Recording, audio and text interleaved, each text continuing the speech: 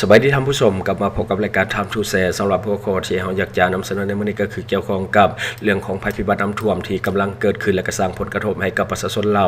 จำนวนหลายก็คือตั้งแต่ภาคเหนือภาคกลางจนฮอดภาคใต้เนาะซึ่งว่าช่วงนี้ก็ถือว่าเป็นช่วงของการเฮ็ดไร่เฮ็ดนาโดยเฉพาะหน้าปีณปัจจุบันก็ถือว่าในช่วงของการปักดำแต่ว่า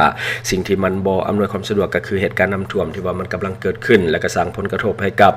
ชีวิตการเป็นอยู่ของประชาชนและก็เรื่องของการทำมาหากินรวมทั้งเรื่องของการเฮ็ดนาซึ่งว่าเป็นสิ่งที่หลีกเลี่ยงได้ยากเนาะณปัจจุบันแต่ว่าเนาะน้ำฝนก็บ่แม่นสิ่งเดียวที่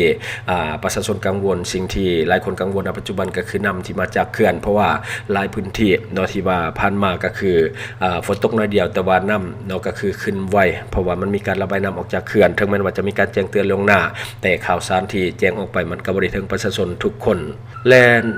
เหตุการณ์แบบนี้มันก็เคยเกิดขึ้นในอดีตเนาะก็คือเหตุการณ์เขื่อนแตกหรือว่าการระบายน้ำและก็สร้างผลกระทบเนี่ยมันเคยเกิดขึ้นที่แขวงอัตตปือก็คือเขื่อนเซเปียนเซน้ำน้อยแตกในปี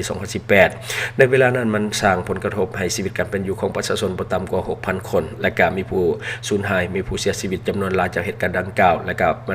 ได้กลายเป็นข่าวใหญ่เนาะกลายเป็นภาพจำของหลายๆคนซึ่งคิดถึงยามใดก็ยังร้อนเท่าทุกมื้อนี้ฉะนั้นหลายคนจึงมีความกังวลเรื่องของนี่แหละเนาะเรื่องของน้ำนาเขื่อนว่ามันอยู่ในสถานะความปลอดภัยหรือว่าปกติหรือว่ามีความเสี่ยงสูงเนาะสิ่งเหล่านี้ผู้ผลิตไฟฟ้าลาวหรือว่าบริษัทที่รับผิดชอบก็คือบริษัท EDL Gen เนาะ EDL Gen หรือว่าEDL Generation Public Company เนาะอันนี้ก็คือผู้รับผิดชอบสำหรับ5เขื่อนเนาะผู้รับผิดชอบสำหรับ5เขื่อนว่าจะเป็นเขื่อนน้ำเงิม1เขื่อนน้ำคาน2แล้วก็ห้วยสัมพันธ์ใหญ่น้ำเลิกแล้วก็น้ำบางซ่าเนาะอันนี้ก็คือเขื่อนอยู่ในความรับผิดชอบของบริษัทไฟฟ้าลาวผลิตไฟเนาะก็คือฝ่ายผลิตนั่นแหละ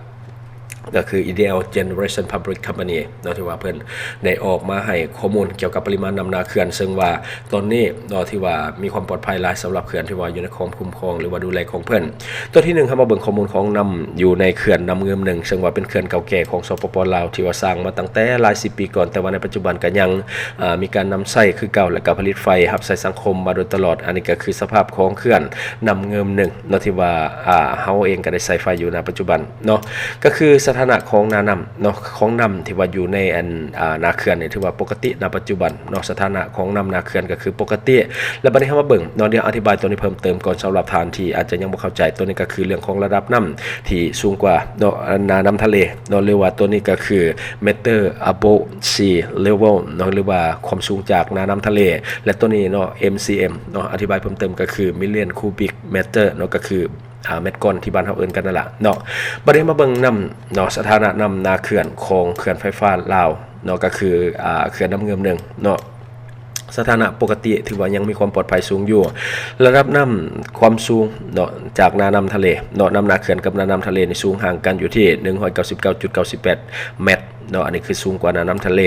และต่อมาก็คือบริมาตรของน้ำในอ่างหรือว่าความจุของน้ำในอ่างทั้งหมดสำหรับน้ำเงิม1ก็คือ 3,187 ล้านเมตรก้อนเนาะ 3,187 ล้านเมตรก้อนบัดนี้มาเทียบเป็นเปอร์เซ็นต์ระดับน้ำในนาเขื่อนในปัจจุบันเนาะว่ามีจักเปอร์เซ็นต์เท่ากับ 44.84% เท่านั้นถือว่าความจุต่ำเนาะถือว่าความจุนี่อยู่ในต่ำกว่าเกณฑ์เพราะว่าบ่ถึง 50% ของความจุของเขื่อนเนาะอันนี้สำหรับน้ำเงิม1ถือว่ามีความปลอดภัยอยู่ในสถานะปกติบัดนี้เฮามาเบิ่งต่อมาก็คือน้ำคัน2อยู่ที่แขวงหลวงพระบางเนาะน้ำคัน2อยู่ที่แขวงหลวงพระบางก็คือนี่สภาพนาเขื่อนเป็นแบบนี้เนาะอันนี้น้ำคัน2อยู่ที่แขวงหลวงพระบางสถานะของน้ำนาเขื่อนบ่ได้มีความอันตรายเพราะว่าอยู่ในสถานะปกติเนาะอันนี้ก็คือสถานะน้ำนาเขื่อนในแขวงหลวงพระบางก็คือน้ำคัน2ระดับน้ำเนาะความสูงจากน้ำทะเลอยู่ที่ 465.05 เมตรเนาะอันนี้ความสูงจากน้ำทะเลและปริมาตรความจุของน้ำณปัจจุบันเนาะก็คือ 458 เมตรก้อน458 ล้านเมตรก้อนเท่านั้นเนาะอันนี้คือความจุซึ่งว่าเขื่อนน้ำพานนี่ถือว่าเป็นอ่างที่บริใหญ่ไปได้เพราะว่าความจุเพียงแต่458 ล้านเมตรก้อนแต่ว่าเปอร์เซ็นต์รวมถึง 66.78% เนาะอันนี้ก็คือยังสามารถที่จะจุได้อีกถ้าเทียบใส่ความจุทั้งหมด 100% ซึ่งว่าตอนนี้มีเพียงแต่ 66.78% เท่านั้นสำหรับเขื่อนน้ำคาน2เนาะปริมาณน้ำนาเขื่อนน้ำคาน2ถือว่าบ่ได้หลายเนาะและต่อมาเดี๋ยวเฮามาเบิ่งนำกันห้วยสัมพันธ์ใหญ่อยู่ทางภาคใต้ของลาวเนาะอันนี้อยู่ทางภาคใต้ของลาวห้วยสัมพันธ์ใหญ่สถานะการเก็บน้ำอยู่นาเขื่อนตัวนี้ถือว่าต่ำกว่าเกณฑ์ที่เขาจะต้อง ต้องการเนาะก็คือถือว่าต่ำเนาะบัดนี้ความสูงจากระดับน้ำทะเลเนาะความสูงจากระดับน้ำทะเลก็คือ802.23เมตรเนาะ802.23เมตรอันนี้ก็คือความสูงจากน้ำทะเลและปริมาณน้ำที่กักเก็บอยู่ในเขื่อนในปัจจุบันก็คือ47ล้านเมตรก้อนเนาะ47ล้านเมตรก้อนคือความจุของน้ำอยู่ในนาเขื่อนและก็อัตราการกักเก็บเนาะก็คือคิดเฉลี่ยเป็นเปอร์เซ็นต์เพียงแต่ 33.40% เท่านั้นสำหรับความจุของน้ำแม่น 100% แต่ว่าตอนนี้บรรจุได้เพียงแต่ 33.40% เท่านั้นสำหรับห้วยสัมพันธ์ใหญ่อยู่ทางภาคใต้ของเราแล้วบัดนี้เขาขยับมาเบิ่งน้ำเลิกเนาะน้ำเลิกเนาะอันนี้ก็คืออีกเขื่อนเนาะที่ว่าเฮาเองก็ได้เห็นข่าวเข้ามาตลอดเนาะสถานะของน้ำนาเขื่อนเนาะอันนี้ก็คือภาพของเขื่อนน้ำเลิกเนาะเขื่อนน้ำเลิกจะมีสถานะที่ต่ำเนื่องจากว่าน้ำอยู่ในนาเขื่อนในปริมาณที่ลดกว่าเกณฑ์ที่เขาจะต้องการเนาะระดับน้ำที่ว่าสูงกว่าน้ำทะเลในปัจจุบันก็คือ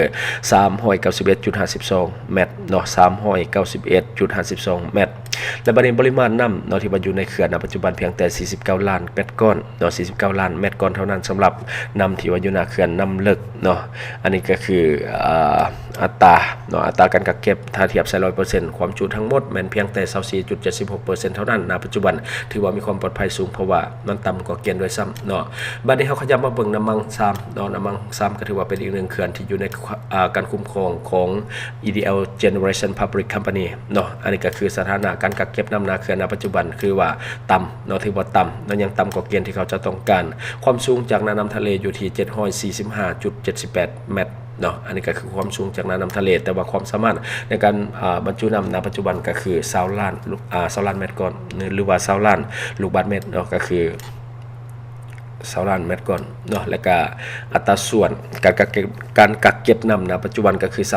34.98% เท่านั้นถือว่ามีความปลอดภัยเนาะมันต่ำกว่าเกณฑ์โดยซ้ำบ่มีการระบายน้ำออกอย่างแน่นอนเนื่องจากว่าปริมาณน้ำอยู่ในเขื่อนในปัจจุบันถือว่ายังมีความจุต่ำกว่าที่เกณฑ์เขาต้องการดังนั้นหายห่วงสำหรับท่านที่ว่าอยู่ลุมเขื่อนทั้ง5เขื่อนบ่ว่าจะเป็นน้ำเขื่อนขออภัยน้ำเงิม1น้ำคัน2แล้วก็ห้วยสัมพันธ์ใหญ่แล้วก็น้ำเลิกน้ำมังซับเนาะสำหรับท่านที่ว่าอยู่ใต้หรือว่าอยู่ลุมจากเขื่อนนี้ไปก็ถือว่าหายห่วงในปัจจุบันเพราะว่าสถานะน้ำนาเขื่อนมีความปลอดภัยสูงบางบ่อนต่ำโดยซ้ำตัวอย่างคืออันนี้เนาะอันนี้ก็คือห้วยสัมพันธ์ใหญ่นี่ต่ำอันนี้ก็ต่ำน้ำเลิกต่ำน้ำมังซ้ำต่ำเนาะอันนี้ยัง